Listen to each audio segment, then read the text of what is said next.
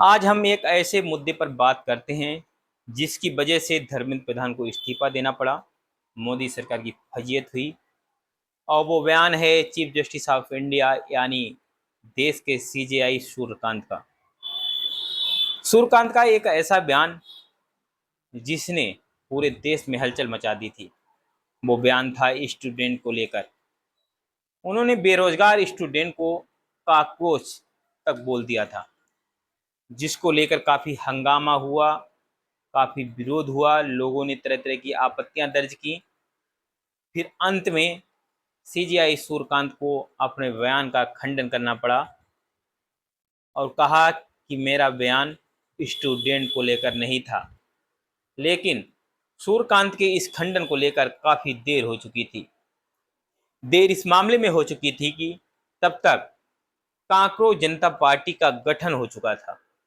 एक गठन सीजेआई सूर्यकांत ने जो बोला था कांकरोच उसी को लेकर था। ये गठन किसी और ने नहीं बल्कि हिंदुस्तान के एक छात्र ने किया।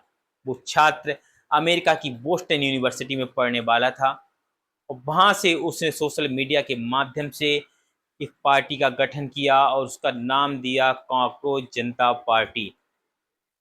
उस छात्र का नाम था अभिजीत दीपके। अभिजीत दीपके अमेरिका से सीधे इंडिया आते हैं, मुंबई एयरपोर्ट पर उतरते हैं और पूरी प्लानिंग करते हैं और छात्रों के हित में जंतर मंतर पर आंदोलन शुरू कर देते हैं। ये आंदोलन किसी के कहने पर नहीं बल्कि अभिजीत दीपके की दिमाग की एक उपज था कि क्यों ना सीजेआई के एक बयान का मतलब निकाल लिया जाए और उसी के आधार पर कॉकरोच जनता पार्टी का गठन कर दिया जाए। अभिजीत दीपके ने अपनी एक टीम बनाई और दिल्ली पुलिस से परमिशन ली, प्रोटेस्ट की। दिल्ली पुलिस को अंदाजा नहीं था कि अभिजीत दीपके का ये आंदोलन इतना बड़ा हो जाएगा कि धर्मेंद्र प्रधान को अपने पद से इस्तीफा देना पड़ जाएगा। और ना ही सरकार को इस पर किसी तरह की आभास था कि अभिजीत दीपके का जो आंदोलन करेंगे छात्रों को लेकर, वो आंदोलन इतना बड़ा हो जाएगा कि उन्हें अपने मंत्री को पद से हटाना पड़ेगा।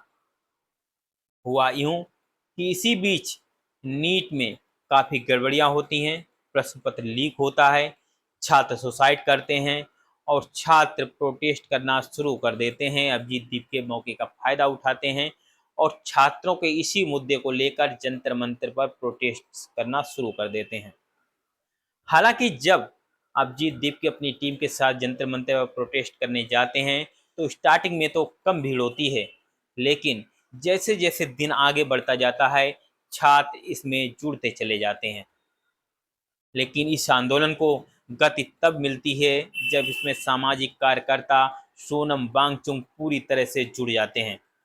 वो छात्रों को हित के लिए आमरण अनशन शुरू कर देते हैं और कुछ खाते पीते नहीं हैं। सोनम वांगचुक के अनशन शुरू करने के बाद यहाँ पर राजनीतिक पार्टियों यानी विपक्षी दलों के नेताओं का आना जाना शुरू हो जाता है।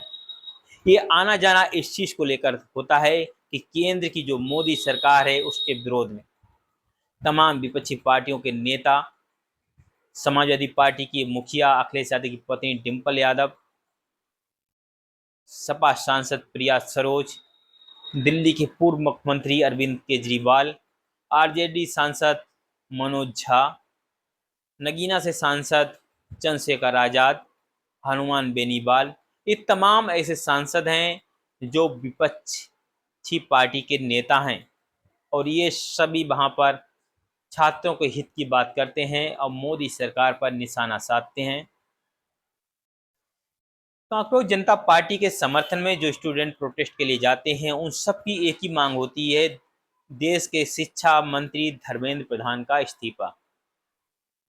हालांकि सरकार और दिल्ली पुलिस इस आंदोलन को दबाने की भरपूर कोशिश करती है और इसी के चलते केंद्र सरकार 20 जुलाई को जैसे ही अभिजीत दीपके जो कॉकरोच जनता पार्टी के संस्थापक हैं, उन्होंने 20 जुलाई को जंतर मंतर से संसद मार्च का ऐलान किया, उससे 2 दिन पहले ही केंद्र सरकार दिल्ली पुलिस कमिश्नर को बदल देती है और जैसे ही दिल्ली पुलिस कमिश्नर को बदला जाता है उसके दूसरे ही दिन सुबह 6:30 बजे सामाजिक कार्यकर्ता सोनम वांगचुक को धरना स्थल यानी जंतर मंतर से उठा लिया जाता है।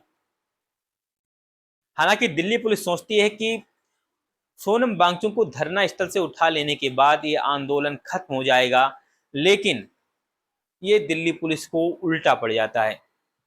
सोनम वांगचुक के धरना स्थल से उठाने के बाद आंदोलन और तीव्र हो जाता है।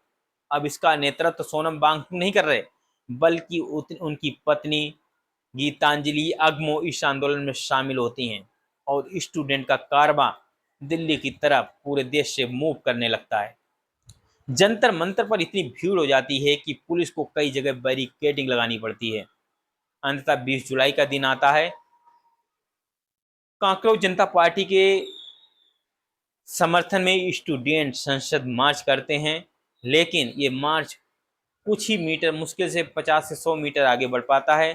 तब तक कांकरों जनता पार्टी के संस्थापक अभिजीत दीपके ऐलान करते हैं कि हमारी बातचीत सरकार से चल रही है और हम इस प्रोटेस्ट को अभी यहीं पर रोक देते हैं।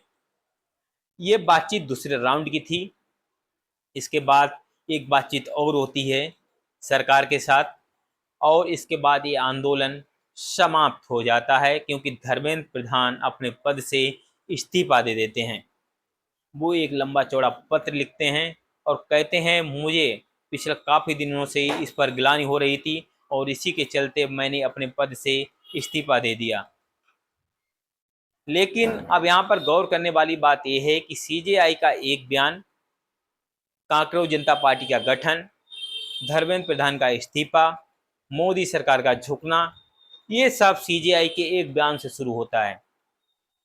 अब इसी के चलते जब ये सारा मामला हो जाता है, उसके बाद कांकरों जनता पार्टी और सरकार के बीच आरोप प्रत्यारोप का दौर शुरू होता है। सरकार, जहां दिल्ली पुलिस आरोप लगाती है कि स्टूडेंट के प्रोटेस्ट में हमारे काफ़ी पुलिसकर्मी घायल हुए, वहीं कांकरों जनता पार्टी का कहना है कि दिल्ली पुलिस के साथ झड़प में हमारे कई स्टूडेंट घायल हुए और दिल्ली पुलिस ने पायलट गन का भी इस्तेमाल किया, जिससे कई छात्रों की आंखें चली गईं। इन सभी आरोप प्रत्यारोप के बीच सीजेपी के संस्थापक अभिजीत दीपके कहते हैं कि दिल्ली पुलिस और केंद्र सरकार से मेरी अपील है, जो उन्होंने वादा किया था, हमारे किसी भी प्रदर्शनकारी पर किसी तरह का कोई मुकदमा नहीं होना चाहिए। अगर मुकदमा होता है फिर इससे बड़ा आंदोलन होगा। हालांकि सरकार इस बात पर अडिग रहती है और कहती है कि इस तरह का कोई मुकदमा या एफआईआर दर्ज नहीं की जाएगी, लेकिन जो अराजक तत्व हैं, जो स्टूडेंट नहीं हैं, उनके खिलाफ दिल्ली पुलिस एक्शन लेगी। अब इसी बयान को लेकर हम चलते हैं कि अभी हाल फिलहाल में हैदराबाद की नालसार यूनिवर्सिटी में एक कार्यक्रम होना था, जो एक बड़ी यूनिवर्सिटी है विधि के छात्रों को लेकर। वहाँ के छात्रों ने सीजेआई सूर्यकांत का विरोध किया और अपने प्रोफेसर, वहाँ के रजिस्ट्रार और यूनिवर्सिटी प्रशासन से साफ शब्दों में कहा कि वह देश के चीफ जस्टिस ऑफ इंडिया को किसी भी तरह से यहाँ पर मुख्य अतिथि के रूप में आमंत्रित ना करें। उन्होंने कहा, हम सीजेआई को मुख्य अतिथि के रूप में इस दीक्षांत समारोह में बुलाना नहीं चाहते हैं। अब इसको लेकर उस यूनिवर्सिटी में काफ़ी घमासान मचा हुआ है। लगभग 450 छात्रों ने सीजेआई का विरोध किया है कि वो यहाँ ना आएं। वहीं यूनिवर्सिटी का कहना है कि वो छात्रों को किसी तरह से मैनेज तो कर रहे, लेकिन छात्र इसके लिए तैयार नहीं है। तो इसकी वजह ये भी है कि जो यूनिवर्सिटी का दीक्षांत समारोह है वो रद्द भी हो सकता है, क्योंकि छात्र आक्रोशित हैं और वो सीजेआई के बयान को लेकर उनका विरोध कर रहे हैं। अब देखने वाली बात ये होती है कि क्या यूनिवर्सिटी सीजेआई को बुला पाती है या नहीं, या फिर यह दीक्षांत समारोह रद्द हो जाता है।